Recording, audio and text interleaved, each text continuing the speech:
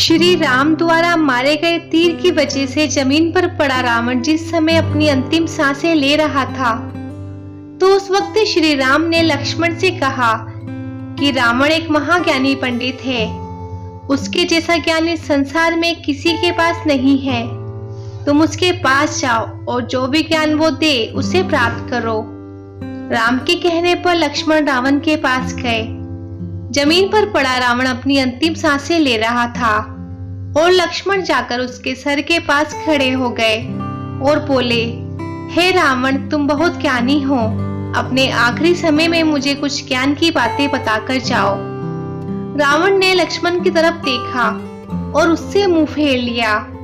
लक्ष्मण ने एक बार फिर यही प्रश्न किया, लेकिन रावण ने लक्ष्मण की तरफ देखा भी नहीं।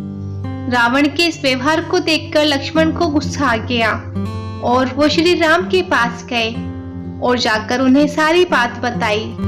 लक्ष्मण की बात सुनकर श्री राम बोले, गुरु से शिक्षा उनके पैरों के पास बैठकर ली जाती है, ना कि उनके सर के सामने खड़े रहकर। राम की बात सुनकर लक्ष्मण रावण के पैरों के पास बैठ गए, जिसके बाद रावण ने उन्हें ज्ञान की वो 3 बातें बताई, जो सिर्फ लक्ष्मण के लिए ही नहीं बल्कि आज भी हम सभी के लिए जानना बहुत जरूरी है। पहली बात जो रावण ने लक्ष्मण को बताई, किसी भी शुभ काम को करने में कभी देरी नहीं करनी चाहिए। कोई भी अच्छा काम जितनी जल्दी हो सके उसे कर देना चाहिए और बुरे काम को हमेशा टालते रहना चाहिए।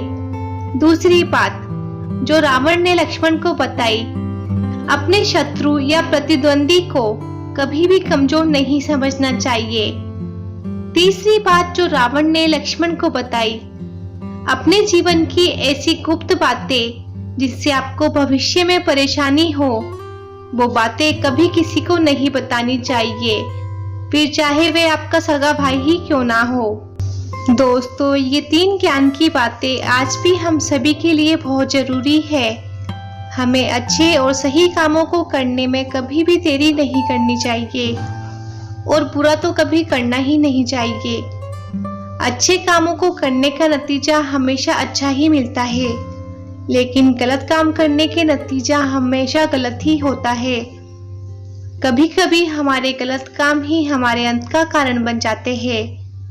रावण के अंत का कारण भी उससे गलत और बुरे काम ही थे। बिजनेस, स्पोर्ट्स, स्टडी या फिर निजी जिंदगी में भी हमें कभी भी अपने प्रतिद्वंदी या अपने शत्रु को खुद से कम नहीं समझना चाहिए। हमारा प्रतिद्वंदी हमारा दुश्मन नहीं होता, लेकिन अगर हमें उससे आगे बढ़ना है तो हमें हमेशा ये याद रखना चाहिए कि वो भी हमसे आगे निकल सकता है। तो दोस्तों, रावण के द्वारा बताई गई ये 3 बातें सिर्फ लक्ष्मण के लिए ही नहीं बल्कि हम आम लोगों के लिए भी बहुत महत्वपूर्ण है। तो दोस्तों, ये थी हमारी आज की कहानी। अगर आप लोगों को ये वीडियो पसंद आई है तो आप इसे लाइक कर सकते हैं, शेयर कर सकते हैं और ऐसी वीडियोस रोज देखने के लिए आप हमारे चैनल लाइफ लेसन स्टोरीज को सब्सक्राइब कर सकते हैं। Thanks for watching.